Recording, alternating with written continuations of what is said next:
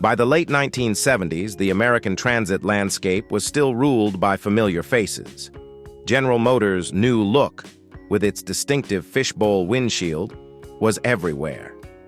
Flexible's Metro carried the same squared-off profile through countless city streets. Both designs had proven themselves over the years, but both were stuck at 40 feet, and that limitation was beginning to show. Urban populations were growing. Commuters were packing onto buses during the morning and evening rush, and the old 40-footers simply couldn't swallow the crowds. Adding more buses wasn't always the answer. Downtown streets were already clogged, and running extra vehicles meant more drivers, more fuel, and more maintenance. The pressure was mounting, and agencies across the country knew it.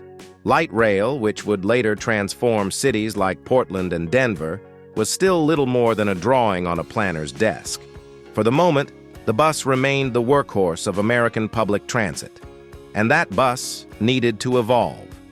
Out west, Seattle began looking at articulated designs, 60 feet long, joined in the middle like an accordion. Portland soon followed.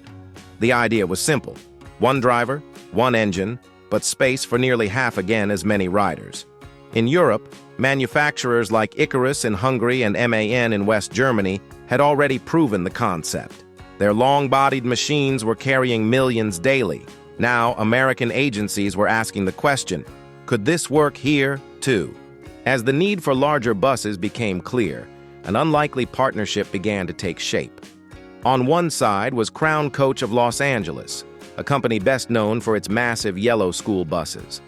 For decades, Crown's Super Coach had carried generations of California students, and the firm wanted to expand into the growing transit market. What it lacked was a ready-made design. On the other side was Ikarus of Hungary. By the late 1970s, Ikarus had become one of Europe's bus-building giants. Its articulated model, the Ikarus 280, was already a familiar sight in cities from Berlin to Budapest. Rugged, boxy, and capable of moving crowds with ease, it had proven the articulated concept could work. But Ikarus also faced limits. Hungary needed hard currency, and cracking the North American market promised exactly that. The solution arrived in 1978. Ikarus would ship the basic body shells across the Atlantic, while Crown would finish the assembly in Los Angeles. This two-nation production strategy satisfied the growing demands of Buy America regulations, which required a substantial portion of transit equipment to be built domestically. Crown could install American drivetrains, electrical gear, and seating, components familiar to U.S. mechanics, while Ikarus provided the backbone of its proven design. The result was the Crown-Ikarus 286, a true East-meets-West experiment, wearing a European body but carrying American muscle, and unlike anything most U.S. transit riders had ever seen before. The new 286 may have carried an American heart, but its bones were unmistakably European. At its core was a modified version of the Ikarus 280 frame, adapted for U.S. roads and regulations. The body measured a full 102 inches wide, matching the emerging North American standard, and stretched between 55 and 60 feet in length, depending on the order. Its accordion-style joint made it look exotic on American streets, a sharp contrast to the shorter familiar boxes from GM and Flexible. Unlike most articulated buses that pushed from the rear, the Crown-Ikarus 286 used a puller layout. The engine sat in the middle section, driving the second axle and pulling the trailing section behind it. This setup was standard in Europe, but it was a novelty in the United States, and it gave the bus a unique driving feel compared to domestic designs. The floor was high, as was common in the era, with steep steps at the doors.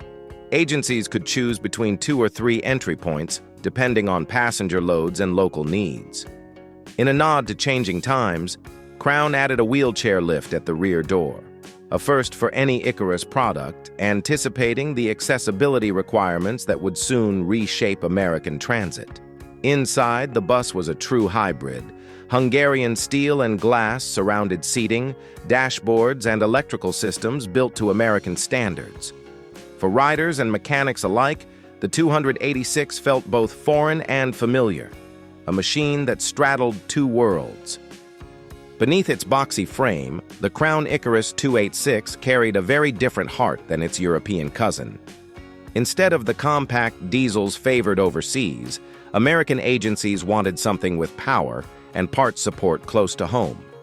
Crown answered with the Cummins NHHTC Big Cam, a massive 14.0-liter inline-six that could be ordered in ratings from 290 to 350 horsepower. For a bus of its size, that kind of muscle mattered, especially on hills and crowded urban routes. Power flowed through familiar transmissions. Most fleets specified the Allison HT 740, 747, or 748, rugged four-speed automatics already trusted in hundreds of transit buses nationwide.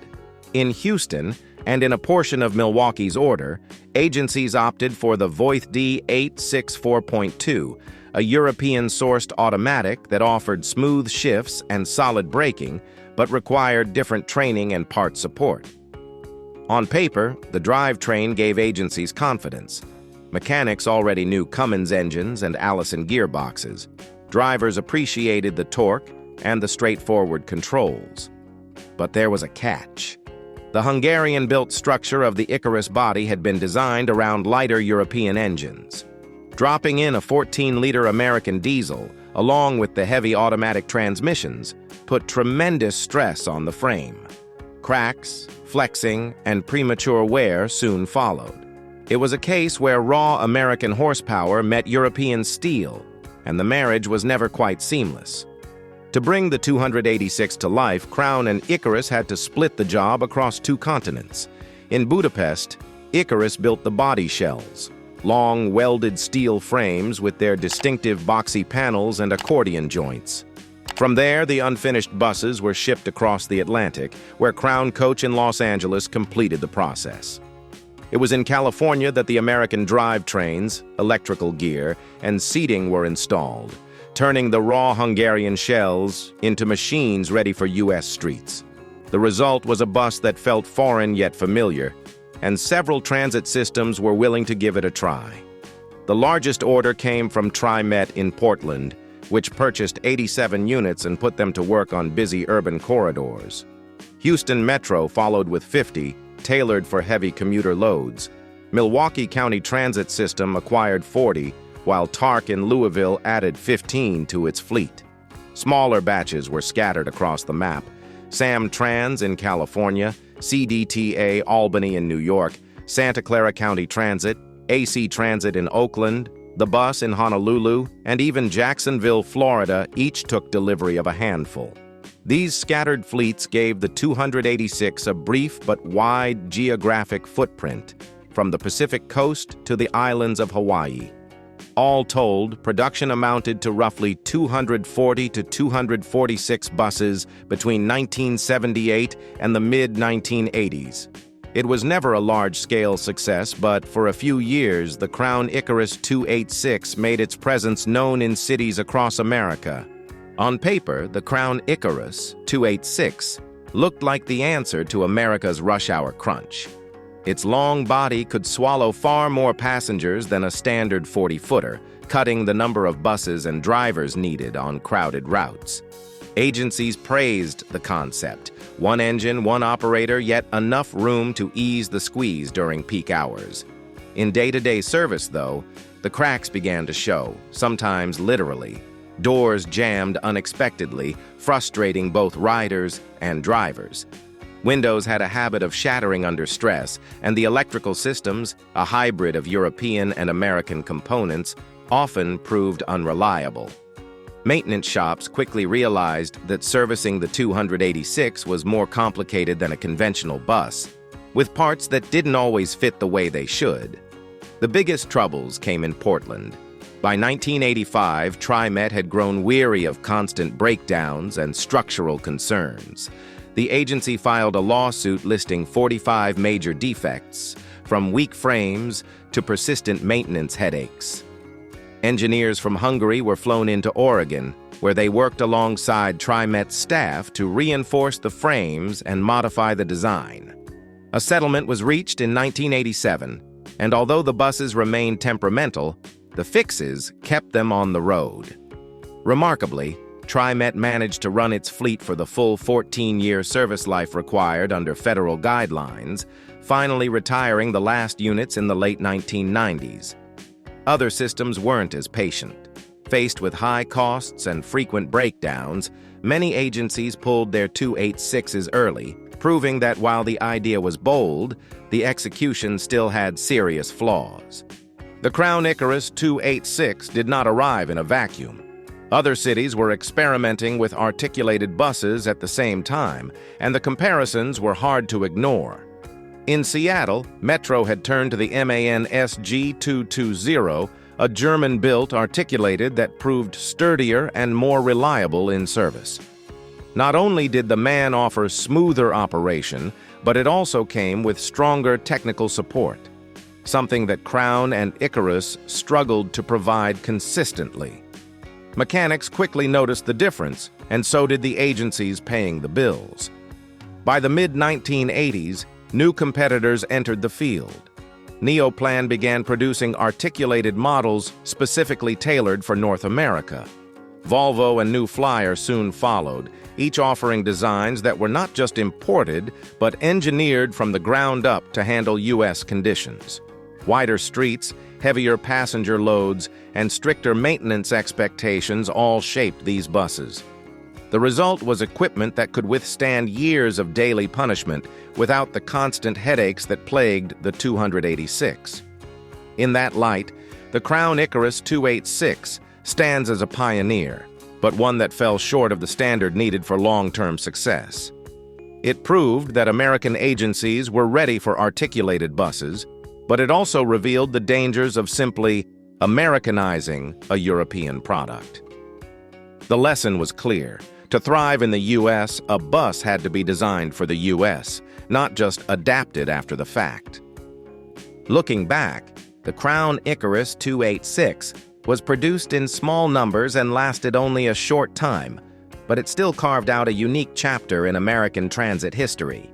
It was among the very first articulated buses to enter regular service in the United States, years before the type became a common sight in cities from coast to coast. Its influence did not end with its retirement. The experiment paved the way for the Orion-Ikarus 286, better known as the Orion III in Canada, and later for the NABI 436 in the United States. Both carried forward the idea of a European-American hybrid, refined with lessons learned from the original 286. In that sense, the bus served as a stepping stone, bridging the gap between concept and long-term practicality. Memories of the 286 remain mixed. Drivers and mechanics recall its quirks and constant upkeep, while passengers remember its size, its accordion joint, and the novelty of riding something that looked nothing like a GM or flexible. It was, in every sense, a Cold War creation, an East meets West design rolling down American streets. Today, only a handful of images and scattered parts survive.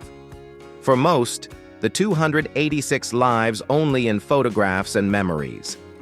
If you ever rode, drove, or even saw a Crown-Ikarus 286 in service, we'd love to hear your story in the comments. Don't forget to like and subscribe so together we can keep the history of these rare machines alive.